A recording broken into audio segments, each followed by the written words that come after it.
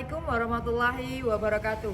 Saya Tristia Wahyuni, mahasiswa PPG dalam jabatan kategori 1 gelombang 3 tahun 2023, jurusan Program Studi Bimbingan dan Konseling dengan nomor induk mahasiswa D2357101 LPTK Universitas Slamet Riyadi Surakarta. Pada hari ini Jumat 1 Maret 2024, saya akan melaksanakan uji kinerja layanan bimbingan responsif yang akan dilaksanakan di SMP Negeri 1 Sragen. Berikut video kinerja saya. Selamat menyaksikan.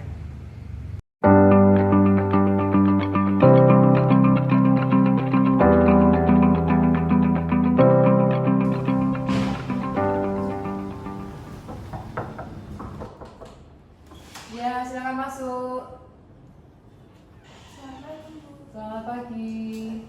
Ya, silakan duduk Tara. Iya. Tara, apa kabar?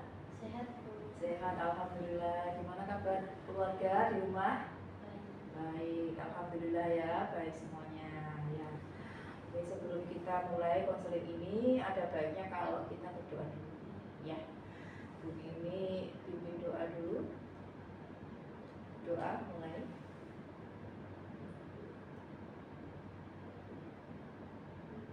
Sudah selesai. Semoga konseling ini berjalan dengan lancar ya Tara. Iya. Nama lengkapnya Tara siapa? Tara Puspitasari. Tara Puspitasari. Alamatnya di Beceng. Oke, di Beceng. Tara anak tunggal ya? Iya. Anak tunggal. Oke Tara. Jam pertama, jam kedua tadi pelajarannya apa? PPKN. Terus yang ketiga, 4 bahasa Jawa. Kemudian setelah itu ada gurunya nggak setelah bahasa Jawa? Nggak ada gurunya. Ada tugas nggak? Oh, nggak dikasih tugas sama gurunya. Tara tahu nggak nanti waktu Tara sudah besar cita-cita Tara apa? Belum tahu. Belum tahu. Gak apa-apa Tara. Nanti sambil jalan ya, sambil nanti dipikirkan cita-citanya apa. Iya. Karena cita-cita atau impian itu bisa membuat kamu berusaha yang terbaik ya. Bagaimana kamu mempersiapkan cita-citamu nanti. Misalkan kamu ingin jadi polwan ya, tentu saja kamu harus secara fisik siap ya. Kamu kuat untuk lari ya, kemudian badanmu juga harus tingginya sesuai dengan yang diinginkan, kemudian pengetahuan kamu juga harus bagus ya. Intinya adalah kamu saat kamu punya cita-cita, kamu akan mempersiapkan yang terbaik untuk cita-citamu. Iya, gitu ya. Oke. Tara sebelum ini pernah konseling atau belum? Belum ya, belum. Oke. Konseling itu apa, Bu? Iya. Konseling akan saya jelaskan ya. Konseling itu adalah upaya untuk memberikan bantuan kepada peserta didik atau siswa yang dilakukan oleh guru BK agar siswa dapat menyelesaikan masalahnya. Ya, misalkan ada siswa yang sering bolos ya, atau sering tidak mengerjakan pekerjaan rumah, atau nilai akademiknya turun ya, itu bisa disampaikan atau diceritakan kepada guru BK ya, supaya bisa misalkan manajemen waktunya, atau bagaimana masalah-masalah siswa itu bisa teratasi dengan baik ya. Itu sudah paham apa belum? Ya, paham. Yang kalau sudah paham, nanti Bu Nini harapkan kamu bisa menyelesaikan masalahmu sendiri ya, gitu. Sebelumnya Bu Nini nanti minta maaf karena ada rapat dinas. Jadi nanti proses konseling ini hanya berlangsung 30 menit. Kira-kira cukup apa tidak, Tara? Sudah cukup ya. Terima kasih. Kita sudah punya kesepakatan waktu konseling kita 35 menit. Ya. Jadi selama konseling ini Tara jangan takut, jangan merasa was-was kalau cerita Tara nanti akan disampaikan ke orang lain. Ya, tidak perlu takut ya, karena apa? Karena dalam BK itu ada yang namanya asas kerahasiaan. Ya, asas kerahasiaan itu artinya bahwa BK mempunyai kode etik tersendiri. Artinya bahwa kalau sudah siswa masuk ke ruang BK bercerita tentang masalahnya, itu tidak akan sampai ke orang lain selain guru BK. Ya.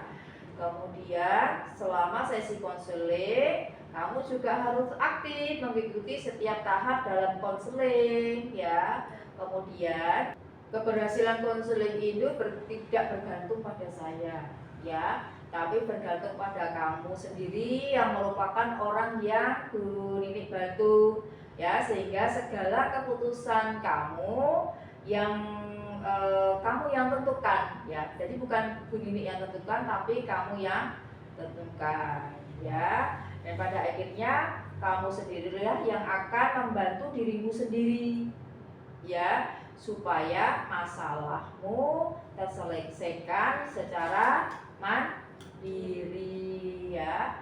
Selama proses konseling kamu juga harus bercerita apa adanya ya, tidak boleh ada yang ditutup-tutupi, tidak boleh ada yang dirahasiakan, harus bercerita apa adanya ya. Kamu juga tidak perlu takut, karena tadi ada asas kerahasiaan ya, kemudian ada asas kegiatan ya, kemudian yang terakhir asas ketidakterpaksaan. Kira-kira Tara kesini terpaksa apa tidak? Oke, baik. Kamu tidak terpaksa ya kesini ya. Kamu dengan sukarela datang ke BK. Ya, Oke, ya. Kira-kira ada yang kamu tanyakan untuk sesuatu hal yang kamu belum paham? Nah, kamu sudah paham ya? Tentang konseling kamu sudah paham ya? Iya. Oke. Kamu merasa tegang atau takut? Iya. Tidak apa-apa ya, saya paham ya, tetapi kamu tidak perlu takut. Saya tidak akan memarahi kamu ya, dan tidak menghukum kamu, jadi kamu tenang saja ya, santai, tidak ada kaitannya dengan nilai. Iya, karena kemarin Bu Nini masuk ke kelasmu ya, Bu Nini cari kamu nggak ada, kata wali kelasmu kamu juga tidak ada surat izin. Kira-kira alasan kamu apa? Bangun kesiangan. Penyebab bangun kesiangannya apa itu? Main HP. Kalau main HP apa yang kamu buka? Media sosial sama main game. Media sosial apa sih yang kamu buka? TikTok. Selain TikTok? Instagram. Terus apa lagi? Facebook? Enggak, hanya TikTok dan Facebook. Dan Instagram. TikTok biasanya yang kamu cari apa di sini? Nggak nyari apa-apa. Yang ada aja di scroll gitu. Nah, terus yang paling sering muncul apa di di beranda TikTokmu? Ya, video apa? Video tentang dance atau tentang remaja atau tentang apa? Oh, kata-kata mutiara. Kata-kata yang sedih atau kata-kata yang gembira? Campuran. Apa aja? Apa aja yang muncul kamu tonton gitu? Terus kalau di Instagram munculnya apa? Sama. Iya. Atau selain itu yang apa namanya, yang paling sering kamu tonton apa? TikTok. Dengan topik ya apa? Dengan topik apa? pacaran atau tentang lawan jenis? Enggak. Tentang apa? Atau tentang belajar? Tentang apa, Tara? Yang paling sering kamu tonton apa? Sehingga kamu itu kok sampai malam itu loh Bu Nini pengen tahu apa yang kamu scroll sampai malam, sampai pagi. Sampai pagi ya kamu? Sampai jam berapa? Jam 2. Jam 2 loh, sampai jam 2 loh Tara. Ya. Yang paling banyak menyita waktu kamu game atau media sosial? Media sosial. Kalau gamenya sedikit ya. Main gamenya berapa jam? 3 jam. Terus media sosialnya 6 jam. Iya. Itu sempat sholat apa enggak itu? Kadang sholat, kadang. Iya, sholat kadang-kadang. Aduh, ya. Oke. Berarti kamu bangunnya jam berapa, Tara? Jam 7. Kira-kira kamu kalau bangun jam 7 apa tidak dimarahi orang tuamu? Enggak. Dibiarkan begitu saja dengan orang tuamu? Iya. Tidak dimarahi orang tua? Dibiarkan begitu saja? Kamu tidak masuk sekolah juga orang tua biasa saja? Oke, baik. Jadi kamu bangun tidur juga orang tuamu biasa saja, kamu tidak masuk biasa saja ya orang tuamu. Oh baiklah, ya. Tadi kamu menyampaikan kalau respon dari orang tuamu itu biasa saja ketika melihat kamu bangun kesiangan dan tidak masuk sekolah ya. Ya. Kamu di rumah dengan bapak ibu? Enggak. Kamu satu rumah dengan ibu? Iya. Dengan bapak? Enggak. Oh, berarti di rumah hanya ada ibu. Ya, hanya ada ibu. Saudara ada tidak? Enggak. Enggak. Berarti kamu anak tunggal ya. Jadi kamu hidup berdua dengan ibu. Bapak dan ibu, mohon maaf, sudah bercerai atau hanya pisah rumah saja? Sudah bercerai. Maaf Tara, apakah kejadian cerai itu sudah lama? Sudah. Sejak kamu kelas berapa? Kelas 5 SD, berarti sudah berapa lama itu? Kamu sekarang kelas 8. Kelas 5 berarti 5, 6, 7, 8. Sudah 4 tahun. Sudah 4 tahun. Sekarang tinggal sama ibu. Kemudian apa yang kamu rasakan ketika kamu tahu orang tua kamu bercerai? Sedih. Sedihnya pada saat kamu masih kecil atau sekarang? Saat masih kecil. Yang kamu rasakan apa? Sedih itu karena apa? Berpisah sama ayah. Tidak serumah lagi dengan ayah. Yang biasanya bisa ketemu dengan ayah setiap hari, waktu pisah ayah beda rumah. Nah sekarang kamu gini, kamu ceritakan dari awal sampai akhir, dari awal kamu kecil tahu permasalahan orang tua kamu, penyebab orang tua kamu bercerai sampai sekarang juga. Saya ada Orang tua kamu KDRT terus? KDRT itu apa? Kekerasan pada dalam rumah tangga. Terus? Yang KDRT siapa? Ayah. Ayah kepada? Kepada ibu. Terus? Satu, 2 kali, 3 kali. Lalu ini yang paling parah. Paling parah itu pada saat kamu kelas 5 itu? Kelas 6. Kelas 6. Terus? Itu berarti setelah bercerai atau sebelum bercerai? Sebelum bercerai. Terus? Lalu ini udah trauma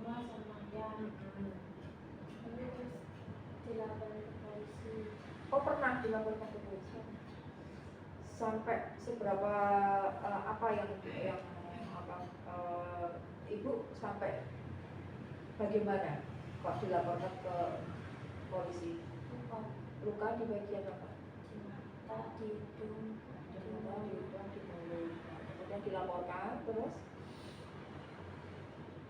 ayah saya nggak mau dicerai karena masalah Maunya sama ibu, tapi ibu udah trauma. udah trauma dengan kelakuan ayah. Semenjak itu terus, semenjak dilaporkan terus bagaimana? Lalu ibu dan aku disembunyiin dulu biar nggak dibawa sama ayah. Disembunyiin beberapa tahun, aku boleh keluar terus di rumah kecil itu. Terus ayahku udah tahu kalau aku di situ, terus dia juga marah. Aku nggak mau juga dicerai. Akhirnya bercerai juga. Iya. Oke. Ya. Terus kira-kira kamu dengan perceraian itu bisa memahami, tidak bisa memahami dan menerima dengan positif belum bahwa kondisi orang tua kamu telah bercerai?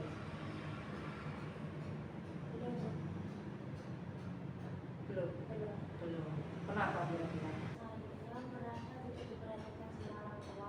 Ah, Terus saya melampiaskan dengan menghadapi diri saya dan suka lagi saya seperti main game, main media sosial, dan malam. Jadi yang kamu maksud itu kamu belum bisa memahami dan menerima dengan positif bahwa kondisi orang tuamu sudah bercerai, itu ya. Sehingga kamu melampiaskan dengan berperilaku negatif seperti main game, kemudian main sosial media, TikTok, Instagram sampai larut malam, ya kan? Kemudian tidak mengerjakan tugas dan kemudian akhirnya kamu bolos. Ya, kamu bangun kesiangan, kemudian lebih baik tidak masuk daripada terlambat gitu ya. Kenapa semakin kepada saya? Ya, Batara, kamu bisa ungkapkan apa yang sebenarnya kamu harapkan untuk kedepannya. Kira-kira yang kamu inginkan apa ke depan setelah konseling ini? Sebenarnya saya ingin menyelesaikan masalah saya. Ingin menyelesaikan masalah. Terus yang kedua, Saya juga ingin rajin sekolah, ingin rajin sekolah. Terus yang ketiga, menerima keadaan orang tuamu bahwa orang tuamu sudah bercerai. Nah, kira-kira apa keinginanmu yang belum tercapai tadi? Menjadi orang yang sukses. Kemudian yang kedua, bisa bertemu lagi dengan orang tua. Dan yang ketiga apa tadi? Ada nggak yang ketiga? membahagiakan orang tua. Oke, membahagiakan orang tua Bapak dan Bapak dan Ibu. Kemudian tindakan apa yang kamu lakukan untuk memenuhi keinginanmu tadi? Saya sudah mencoba untuk mengaku sama orang tua. Keinginan saya bisa kembali menjadi keluarga yang harmoni. Tetapi menurut ibu ini sudah keinginan yang terbaik. Sudah keputusan yang terbaik buat keluarga. Ya, keluarga kamu. Saya bisa menerima keadaan orang tua saya. Oke, ya. Kemudian setelah kamu bisa menerima keadaan orang tua kamu, keinginan selanjutnya kamu apa? Saya sedikit demi sedikit rajin mengerjakan tugas, tidak bermain medsos dan memakai balik malam, tidak kami kesiangan, tidak membolos. Itu ya. Oke. Selanjutnya mengenai persepsi tentang diri dan keinginan ke depan yang seperti apa yang kamu inginkan. Persepsi tentang diri kamu.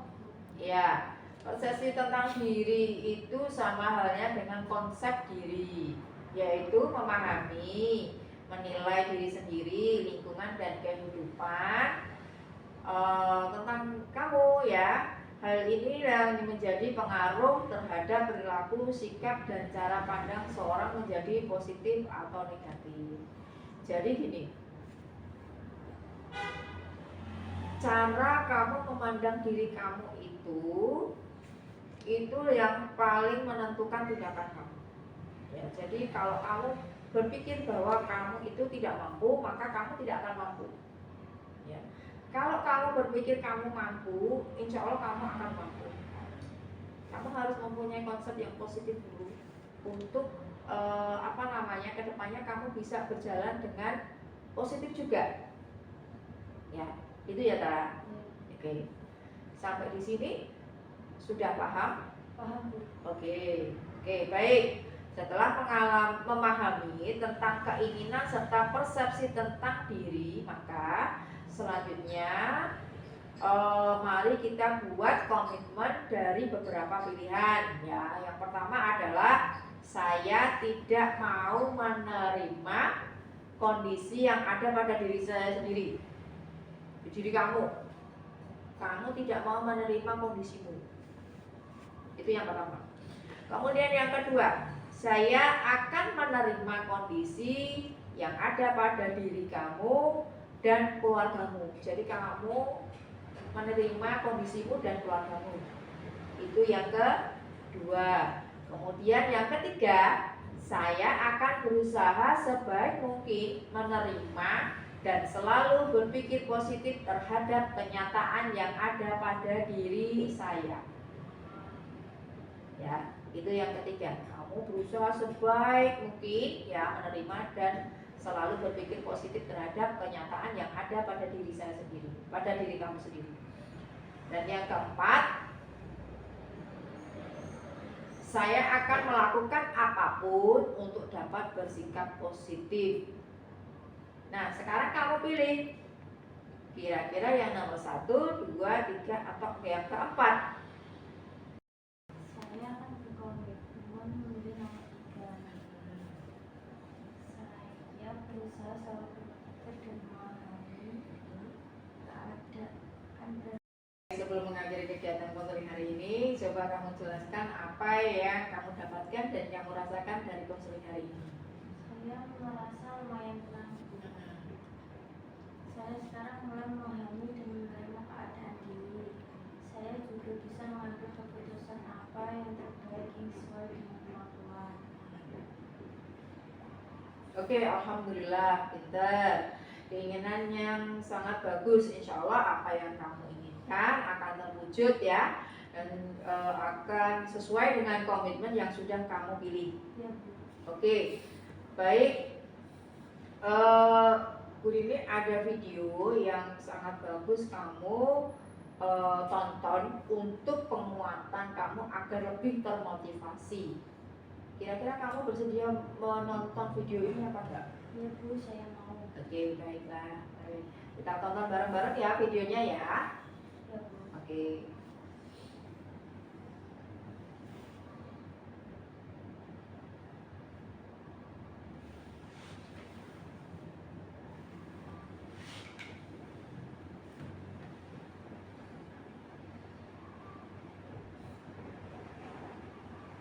Saya Milsa, sekarang baru lulus kuliah. Saya berasal dari keluarga yang tidak utuh, tapi bukan berarti saya tidak utuh.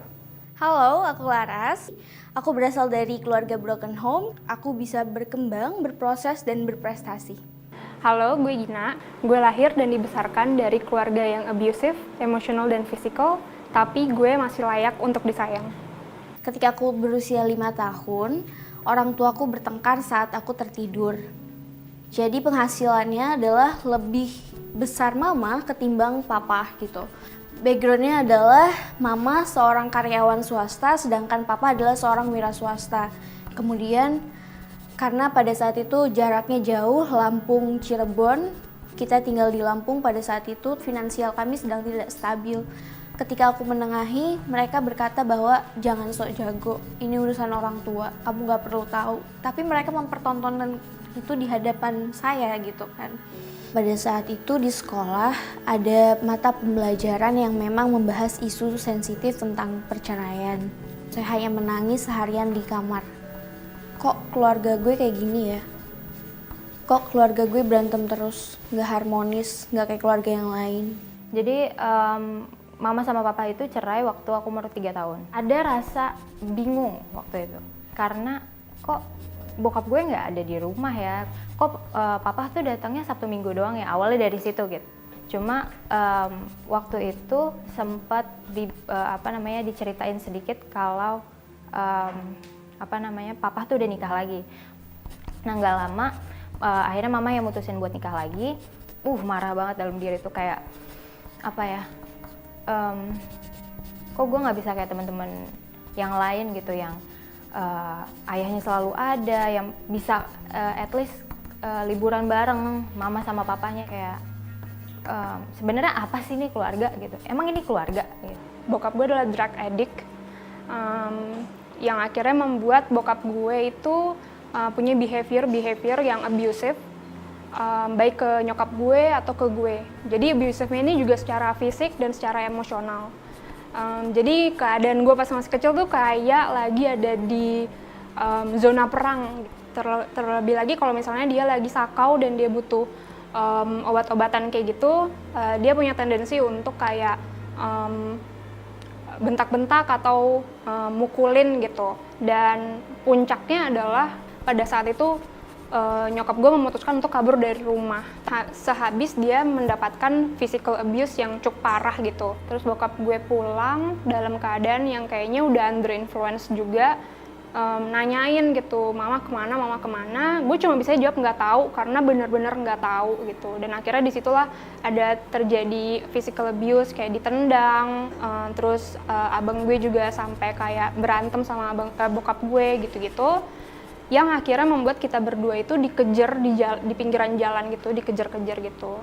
Akhirnya gue sama abang gue dititipin di asrama Katolik, dan nyokap gue harus pergi ke Jakarta untuk start from zero, untuk nyari kerja, dan mempersiapkan segalanya untuk gue dan abang gue.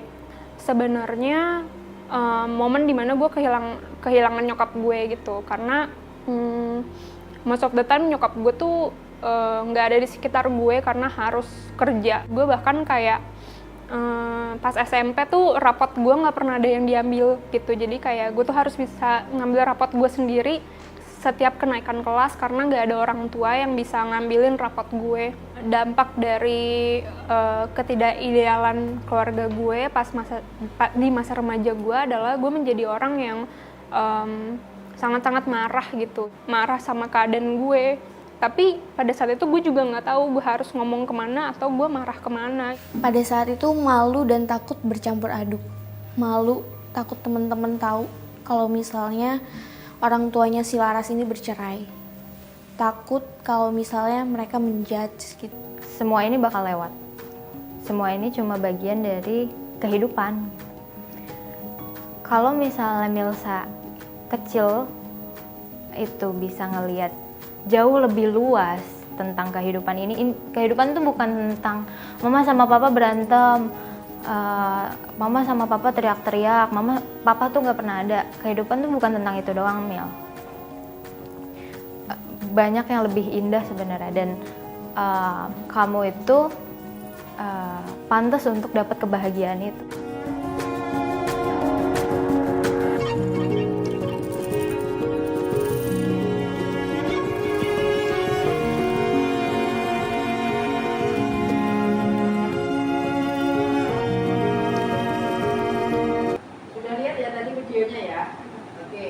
Apa yang kamu dapatkan setelah melihat tayangan video tadi? Itu yang merupakan dengan masalah salah yang saya alami dari video tersebut, banyak motivasi yang bisa saya ambil. Iya.